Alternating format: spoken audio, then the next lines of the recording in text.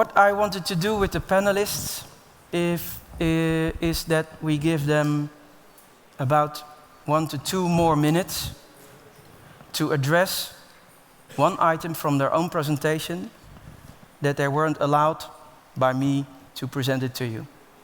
So I will give them a second chance. And I will start on the left with Mr. Bergmann.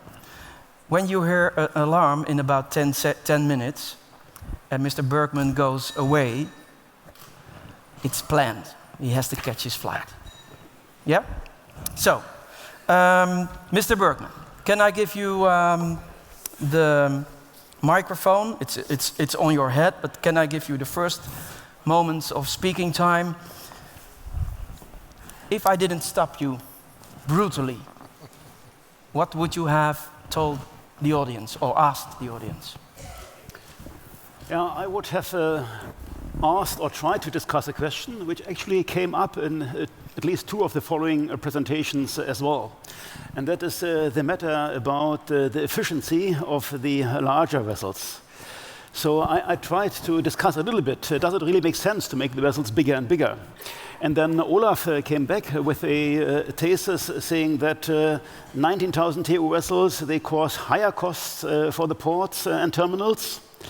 But then I also could hear from Benjamin that, yeah, maybe this is not fully to the picture. And I even heard it also from other terminals that they try by maybe increasing the efficiency of the terminals. You could maybe compensate also from a terminal side for this bigger and bigger vessels and even come to a higher productivity and a higher utilization of your assets. So for me, this is a kind of question where there is no easy answer and where I really keen to learn and understand from you and maybe also from the audience better what is the real mechanics behind it, what is the kind of drivers, what is the what kind of opportunities do we have here in order to come to a better solution from a more holistic point of view? Okay, thank you very much. Thank you very much. If you have questions, please use the app. Dr. Growitsch, 2 minutes for you. Yeah, very short. What I found very interesting from an economic point of view, well, what we usually do is we try to optimize not individual but collective actions. And I think the question you raised, how to kind of minimize social costs of both vessels optimization and port optimization, is a very interesting one, because at the moment I don't see, let's say, the incentive structures for the vessel builders to optimize the size. And as I would imagine that there is quite an intensive competition between the ports, so might be kind of a situation where society will have to pay for an individual optimization of shipbuilders, and that's obviously not economically optimal. And I think I will do some research on that, because that's a very interesting question. I would like to know more about it. Okay, thank you. Will be Olaf, will you be the next? Olaf Merk? Yes, well, Max, I think you allowed me to say everything I wanted to say. But this gives me the opportunity to say something and to expand a little bit on something that Benjamin actually said, which was about the shortening cycle of the replacement of cranes, which is, I think, part of a larger picture. Of course, it takes, let's say, 1 to 1.5 years to between ordering a ship and getting the ship delivered. If you look at the infrastructure that is needed to handle these ships, this of course takes much longer than 1 or 1.5 years. Just take the example of dredging. The people know here know this well enough. This can take 5 years, 10 years, maybe decades. If you talk about hinterland transportation links, that can also take a lot of time, even if you look at the replacement of keys, or if you look at some of the equipment. Yeah. That takes all more time than simply ordering a vessel. So there is a larger point there, I think, between a disconnect of shipping lines ordering ships, and then a whole infrastructure that actually needs to be in place suddenly, which of course cannot be done. Okay, okay. Benjamin? Right. You didn't stop me, I actually stopped myself. I think I want to spend a little time just talking about, I mentioned about the alliance. Why is the alliance actually, along with the megaship, is giving container terminals a little bit more headache than we used to have? It's the fact that because, let's say, for example, 2Ms, right? You have Merk and you have MSC. In Hong Kong, you guys call 2 terminals. So there are a lot of inter-terminal trucking that takes place, that goes between 2 separate container terminals entity. That's the G6, the 6 shipping lines. So they're all over the place in Hong Kong. That actually caused a lot of inefficiency in the whole system. Now, I'm not even talking about going outside the terminal. I'm just talking within the container terminal, or within the port of Hong Kong, where there's 5 different container terminals where containers need to be trucked to different terminals for it to be loaded or discharged somewhere else. So that's, along with the big ships, giving us a lot of operational challenges that we need to overcome. Okay. Mr. Jörg Pollmann, did I give you enough speaking time, or do you want to come to elaborate on an item or bring up a new item? I think if I should really explain in detail how we handle the vessels here in Hamburg, I need another 10 to 20 minutes. But I just saw one point, also now with this small statements, that let's say the economists has one view, the technicals had one view, let's say the terminal operator has one view, you will have one view, and we as a port authority will have our own view. And everybody is working in his field, but I do not really see that one is really looking at each other. How do you call this subset of actors? Is that a port ecosystem? Can we address that as a port ecosystem or a port subsystem with all kind of actors? Because you address a very good point. But you see, the point is that partly we see that, for example, the carriers, they have their thoughts. What is the optimum dimension? What are the optimum dimensions of my vessel? Yeah. And they are going to the classification society and they start to calculate. Yes, this is possible, that is not possible. Yeah. I do not really see that they speak in forehand with the ports. Let's say, what about the fairways? What about the turning circles? What about the gantry cranes? Actually, we learned, or we see that the dimensions of the vessels, if we are speaking in the field of the container vessels, you have a length of 400 meters, can be with a beam 60 meter, 58, whatever it is. But actually, we see, as you explained, the air draft is going up. Yeah. And I think this is especially a problem for the terminal operator.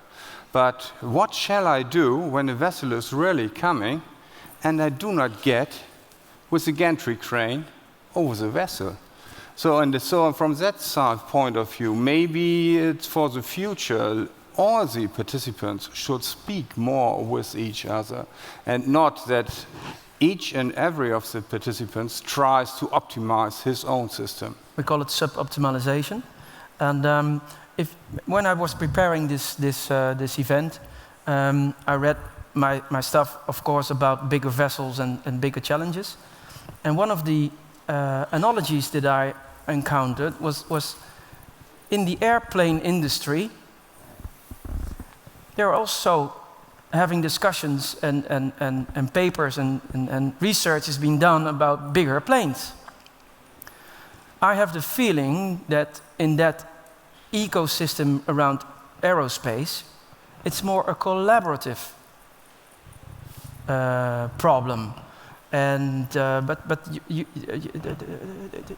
it's not true? You don't agree? You have to go. He has to go. The first one who doesn't agree, he has to go. No, I'm not sure whether this is really true, because when you look at the development at the airline industry, you saw that the airlines or the big manufacturers, they came up with these ultra-large airplanes like the A380 and so on, and they believed there would be a huge market for those airplanes. There was a market, but I think they maybe overestimated the influence of these ultra-large planes, because it turned out that their customers, again, in the end, us who are using the airplanes, we do not really like to go to a few of these mega hubs with our kind of feeder airplanes and then have to transfer from one to the other flight, go to the next hub and transfer again, but we prefer to go from one smaller airport to another one. Yeah. So having more medium size of airplanes who are then doing the direct call is for us as the end customer more comfortable than saving maybe a few bucks on this kind of transshipment and having then this very huge airplane. And I think maybe a little bit the same thinking we will maybe experience on the container shipping in the future as well. Okay, thank you. You have to catch a plane. I have to run now. Can I'm I so have sorry. a press? Oh, they're here. Can we do it this way? Oh. Bye. Thank you. Capitano, we continue. Do you want to elaborate on your speech? Did you forget to say something? No, just now Mr. Pollmann is going. Bergmann, yep. Is going to catch the plane. Now I need to back for a bit on the other position, behind the desk again. Okay. Yeah. So you're not a practitioner now. You're a scientist. Let's say that as Jörg says, we cooperate already.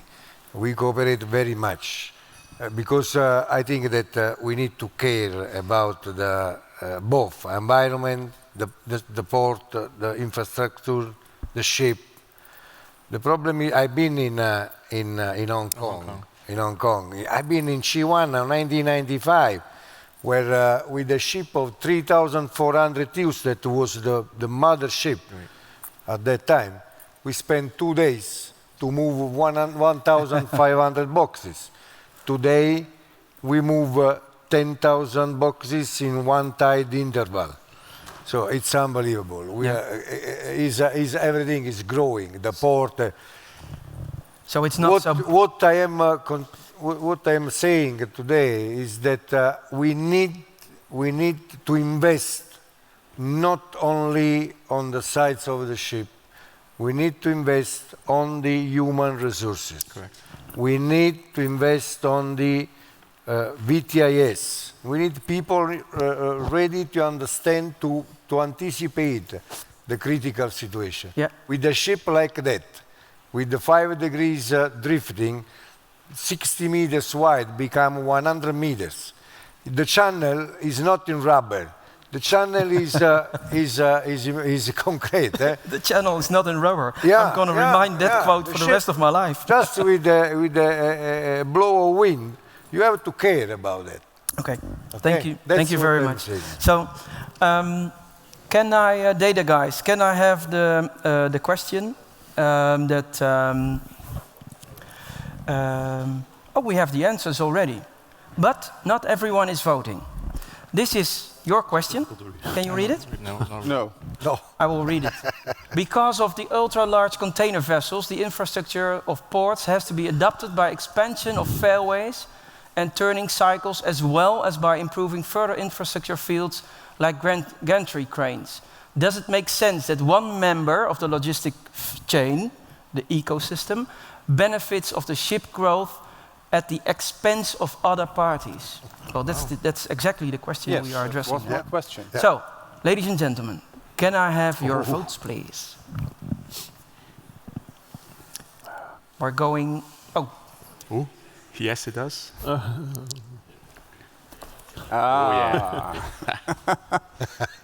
Panelists, can you see this? Yes. Yeah? A quick reaction from someone who wants to address... Oh, wrong view. Yeah, I guess I wouldn't look at it as just one benefit, one party benefited. From in this perspective, the shipping lines benefited and nobody else does.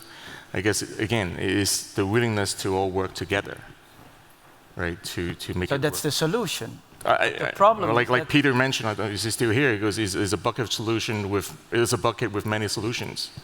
Yeah. Right. I don't know if there's no one size fit all, but do we have a name already for that bucket of solutions and bucket of challenges? Well, And I think one thing that we find out for sure is we are we are getting some very high-level attention, commitment from the shipping lines to actually try to get this working out, because shipping lines are feeling the pain too. It is staying in the port for a long time. They should be out there somewhere else, in other ports. Okay. So, I mean, we are getting some traction. But the majority says it doesn't make sense. Let's go to the audience and ask a question.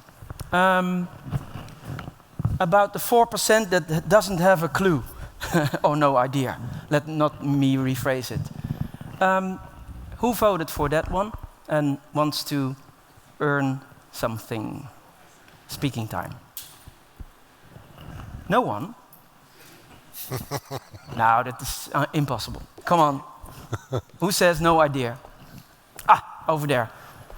No? No. Okay. What did you vote? You voted no. Okay. Then you're going to be my friend. Can you explain why no? Yes, hi, Malte Siegert. I'm working for a German environmental organization, and I certainly have some or various reasons why I say no. I don't think it's really fair to, if you see that most of the ports in Europe are publicly owned, some terminals are, some terminals are not. And if the big shipping companies are profiting from these sizes and the costs are partly public, so the taxpayers' money is paid for having hinterland infrastructure, what we have heard, is to expand the terminals, the cranes, everything what is connected with the sizes of the ships, then I don't think it's fair, because meanwhile it's completely misbalanced. And I doubt that it is really reasonable from a holistic point of view to let the sizes of ships grow. It sounds to me a little like that the shipping companies are taking all the other parts of the chain into hostage, and I don't think it's a really fair situation. So, shipping companies. That's a nice... thank you, sir, for your opinion. If someone from the panel wants to react on this meaning of the majority, I mean, 60% of the people, perhaps not with this elaboration, but 60% of the people thought it was a no. About the yes side, I thought there were 15% people who agreeing with it, that it makes no sense. Someone I can throw the microphone to? No, there must be someone in those other. Okay, data panel, I need your help. Help me, please, and help the panel. No, I think I want to clarify what I said earlier. I said the question of just lining up as the shipping lines is benefiting and everybody else are losers. I think that's where I'm having that. I'm saying the viewpoint is a little wrong. So I actually, if I would have voted, I would actually go on the third and say the wrong view. Okay. Right. I don't think. I mean, the shipping lines have to put money in it. I mean, they're investing. They're losing money. They've been losing money for a long time, right? So they are coming up with issues. Like I said, that's the new normal. IT companies, you have, when we went from 286 to 386 to 486, I'm showing my age right now. Pentium and all that different, I mean, things are improving. I mean, that's part of the industry that has not kind of make a big step change until recently. Okay. So I don't think we should position as that, shipping lines are gaining and everybody else are losers. I guess that's my point. Do we all agree then? I have to say this was my question, and I expected such a result, because we are at the World Ports Conference. If you ask the same question, let's say on a ship owner association conference, it can be that the result would be a little bit different. But do we need to expand then our ecosystem, expand the discussion with other parties to really find a solution? Olaf? Yes, I think so. And I agree with Benjamin. And it's not about blaming shipping lines, because in all fairness, they probably don't see much of their cost savings, because they actually give this back to customers or to importers and exporters. The freight rates are really low, so you could say they don't actually benefit that much from it. I think the problem is more that they impose certain costs, and that refers back to your question on what happens in the aviation industry. I think one of the problems in maritime transport is that this has not been a planned transition. So this has been something that suddenly happens, where a lot of other transport actors are affected, that then suddenly have to do something. Sometimes these are terminal operators. Then you could say, well, the terminal operators have to fight their fights with the shipping lines. But in many cases, it's also public infrastructure that indeed needs to be done. What happened indeed in aviation? Of course, the constellation is different, but there was a more planned consultative approach to introducing these larger airplanes.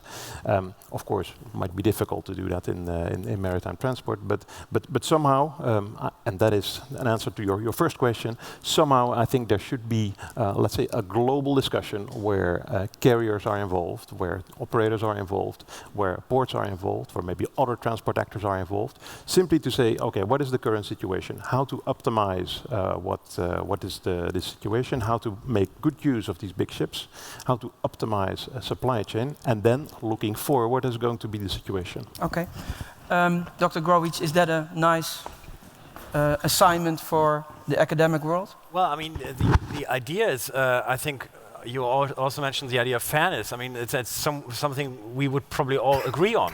The question is, what kind of instruments can you introduce first to, let's say, optimize the entire system, which is not an easy task, because you have, let's say, direct costs, indirect costs, hidden costs, environmental costs, whatever. And the other aspect is how could you organize it, and what kind of instruments would you use? Because, I mean, we always, well, economists always say instruments have to be incentive compatible. So what is the incentive for a vessel builder to build, let's say, the optimal size in a global societal way? And I don't see these instruments yet. I mean, obviously talking is a good idea, communicating always, but if you have to have a, let's say, a slow force, or you push them, nudge them into the best direction, I don't think that we have seen these instruments yet. And I think it's probably a major challenge to build these instruments. Is that a typically academic way to approach not collaborating? Dear practitioners. You took this one. You have the last 2 minutes of this panel discussion. I can tell you that we are cooperating already with the closer one. Okay. Of course, with the analyzer, let's say that they have the job. Their job is to analyze the market and then to let the owner know if we need a bigger vessel or not. To inform the terminal if they need to start investment on bigger cranes or not. But for us, we are already close enough to the terminal, close enough to the port authorities, and we believe that together we can rise down the safety margins, rise up safety margins, because we need, again, when I was interviewing a master, what do you think about Napoli? I come from Napoli, no? Of course. Napoli is a small port. We are trying to, MSc, Mr. Aponte is from Napoli, so everybody is looking to Mr. Aponte to do something for the country. He is doing well enough. But they ask us, why you don't come with the big one? And the master of an MSc ship says, the problem in Napoli is that the breakwater, we cannot move as we like. What we can do, when they ask us, why you don't come in Hamburg, we go to evaluate. We did the risk assessment. Risk assessment, I think that everybody has to do already. When we do an investment, I think that you do the risk assessment. Why to gain only one? I think that any company, any owner, private or I believe also public, which invest, he want to gain something. These were the famous last words of this panel discussion by Capitano Salvatore. Gentlemen, thank you very much for this discussion. I hope it was pleasant for you too. Normally you're not applied to ask those questions, but here you are. Sirs, thank you. If you please want to go and sit in the audience with a big hand.